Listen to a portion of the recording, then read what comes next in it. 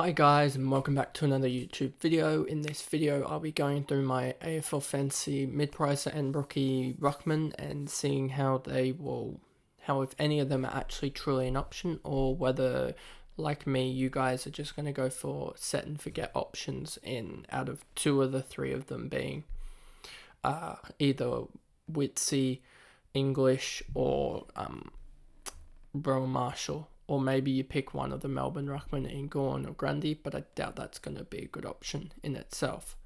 So before we get into the video, remember to like and subscribe. It's been pretty good growth recently, and I hope we can continue that growth before the AFL season, as more videos will be coming out with sort of daily AFL Fantasy Ruckman, Defender, etc. coming out.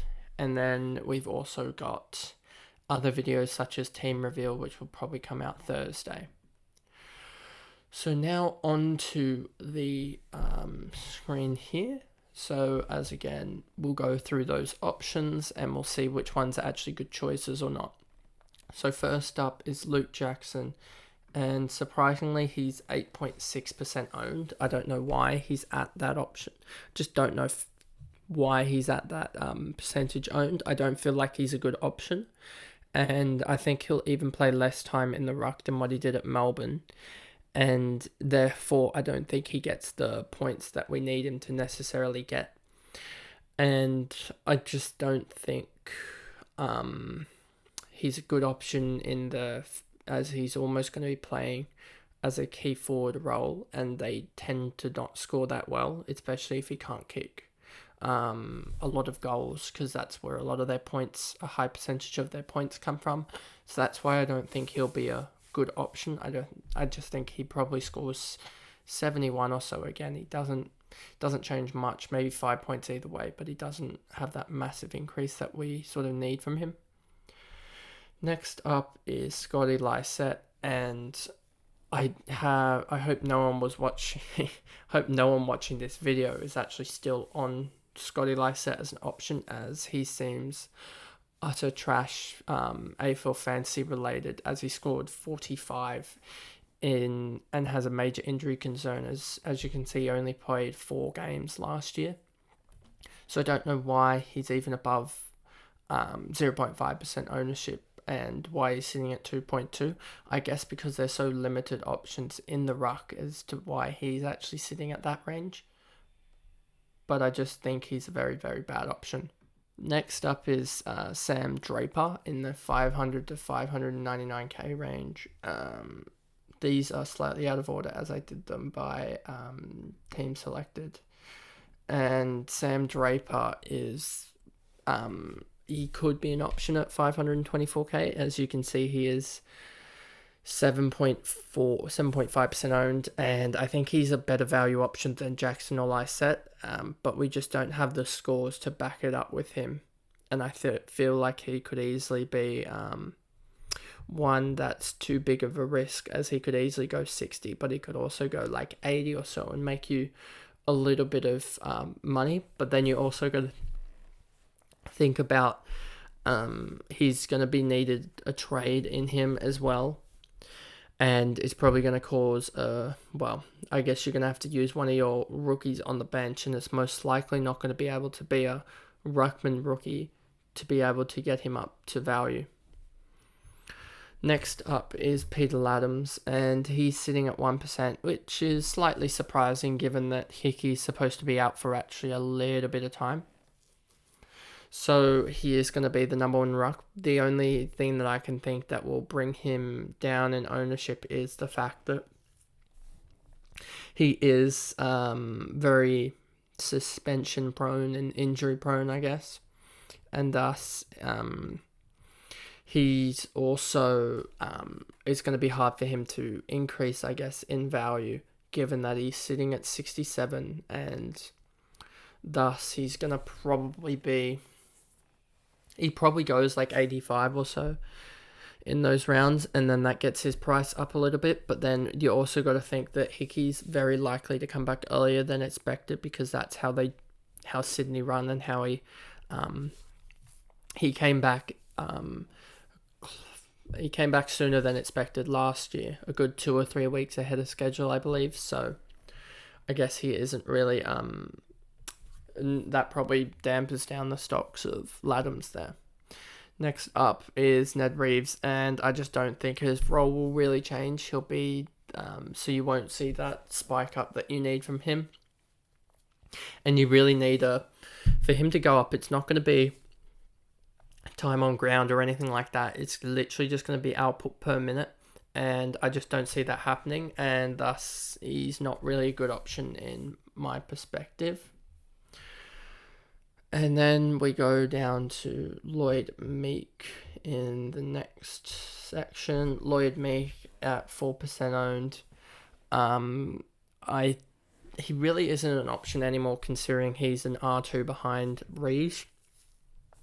And even if Reeves get injured, I feel like Lynch slots into that number one ruck role, as Meek is a more versatile forward compared to Lynch.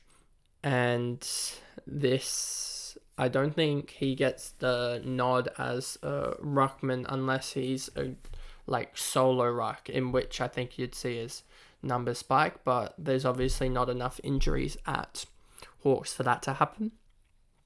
So I understand why 4%, because he could still go up in value with him being as a key forward, because he's going to get 20 or so % more ruck time. But I just don't think it'll be a big enough jump for that. Next up is Sava Radaglia, and I can understand why people are taking a chance on him, but I have a feeling people are mixing up AFL Fantasy and Supercoach as to the reason for that, as I believe Supercoach wise he's a lot lower than he is priced at AFL Fantasy wise. He's more of a out and out rookie on Supercoach, and that's why I think he's a better option on that site rather than on AFL Fantasy, because AFL Fantasy, it's harder to score as a key position player, and that's what he's going to be playing down back, whereas Supercoach, you're able to get more points for contested marks and such, and if you have a effective disposal and such. So that's why I believe that people are a little bit confused as to whether he was a good option or not, as some Twitter posts are a little bit vague on whether he's a good option, and so it's a no from me. From my point of view, he's really going to have to put up probably 70s or 80s for me to really want to. It's sort of similar to Paddy McCartan from last year, the numbers that I expect him to put up. So next up is the rookie, the out-and-out rookie ruckman, and I think the only real options here are Lockie McAndrew, and also you have to look at Samson Ryan, as those two are, I guess, if I might as well just switch back to the main screen now.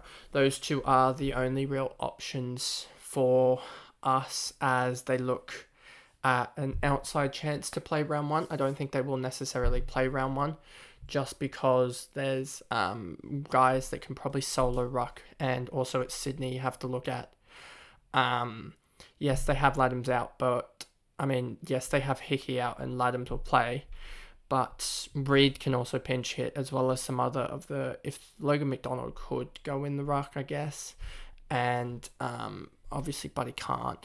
They'll have key defenders that can go in and other players that can go in as well, and they'll probably pick a tall guy on the bench as well.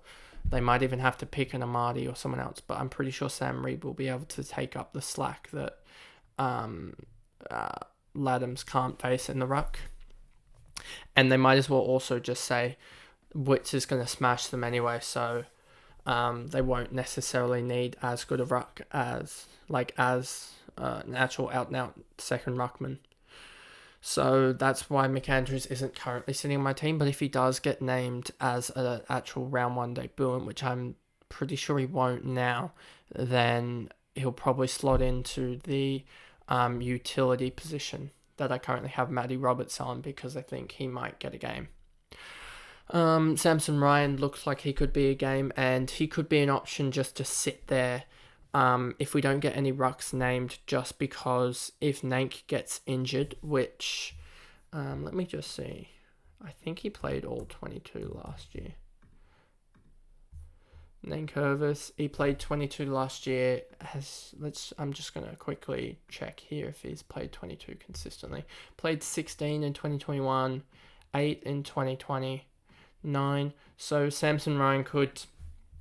I don't think they'll go sole ruck, so that could cause Samson Ryan to come in if Nankervis gets injured. So I think that might be an option. That's probably a better option to go for if that R3 is going to be a red dot, to have Samson Ryan in there, as he's more in line for unless we get further news on Hickey coming back later, then I would probably go McAndrew. If it's, say, Hickey's going to come back in the second half of the season, but I don't think that's the case. But I think Samson Ryan is probably the obvious choice at that R3 spot. And we really can't say anything else about any of the other ruckmen. Like, Heath is injured. I think Jacobs is already third or fourth string with no injuries. And then you've got Madden is fourth string. So, and then you got Kessler, who's probably the actual ruckman in St Kilda to go for if Marshall gets injured, as I think Campbell's injured, Heath's also injured. So there's a lot of clubs that have 2 or 3 injuries, and that will help rookies. But there's also a lot of clubs that have no injuries, and thus they have a lot of their rookies are back of the pack. So that's my review of the rookies and mid-pricer Ruckman edition. And yes, this video is probably going to be a little bit choppy as there was some interruptions, so sorry about that from my end, and I'll get other videos to you guys in the future related to AFL Fantasy. So thanks guys, goodbye.